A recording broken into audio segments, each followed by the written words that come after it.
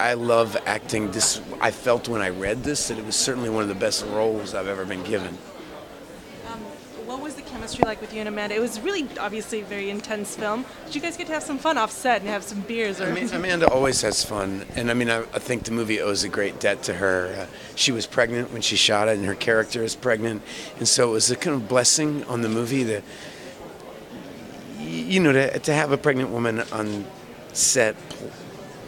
It gave the movie a subconscious, and her character kind of symbolizes the hope of the story, and so did that baby was really there, and that hope was real. So no beers then at the end. No beers, yeah. What does your movie tell us about the current society? I don't know. I think what a good movie does is it doesn't dictate anything to you or tell you anything. It asks you questions and invites you to participate in what you think. It hopefully spawns something good in you. A good movie is like ringing a bell. It's, and how that vibrates on the people who hear it. I read an interesting quote that when you were younger, there was talk of you maybe becoming a priest or all that kind of stuff. I mean, I can imagine this script spoke to you. Not talk that I participated in.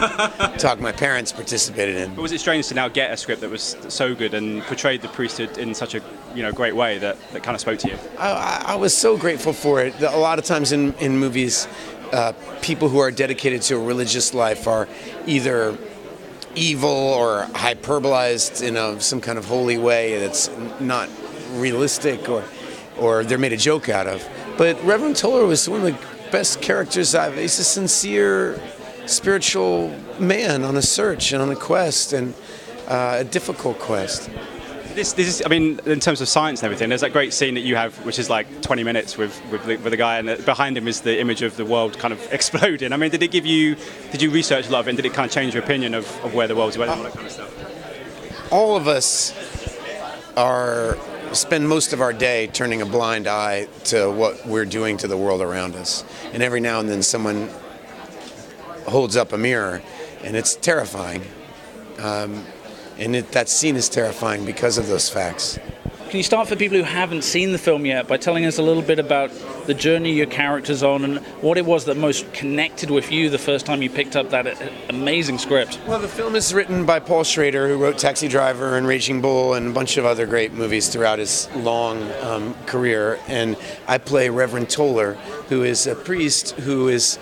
Before the movie even begins, he's lost his son. He was a military chaplain, and he talked his son into joining the war, and his son died, and his marriage ended in the wake of that grief. And that's when the movie begins, as he's putting himself together. And I end up counseling a young man who's in a crisis state of depression about what's happening to our environment.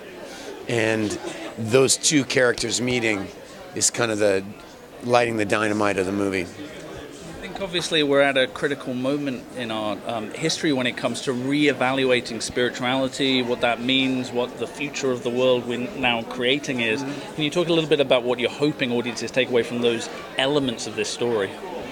Well, it is an interesting time. Vin Wenders just made a new documentary about the Pope, and I think that a lot of people are looking for ethical leadership. Sometimes it seems like the people in charge aren't grown-ups, and it's scary. When people have to have a dialogue about whether or not it's valuable to tell the truth, you can't quite believe the world you're living in. Ladies and gentlemen, you're watching Hey You Guys! Hey You Guys, huh? Hey You Guys. Is that from the Goonies? It is indeed, yes. Nice. Hey